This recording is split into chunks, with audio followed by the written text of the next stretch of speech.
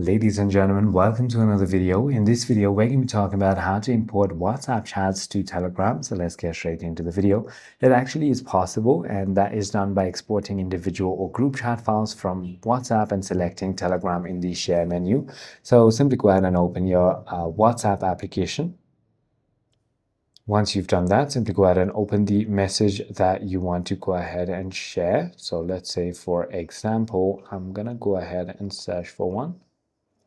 Now what we need to do is tap on the profile, and now simply go ahead and scroll all the way down until you find export chat. Then you can simply attach, or without media, you can simply go ahead and export it. Then on the share, you can simply go ahead and share it to your Telegram. So it is as simple as that. So if you choose Telegram here, as you can see, it is going to be exported. You can send it to your groups if you want to, or to an individual person if you want to. So it is as simple as that. I hope this video clarifies everything for you. If you have further more queries, feel free to comment down below, and I'll see you on the next one.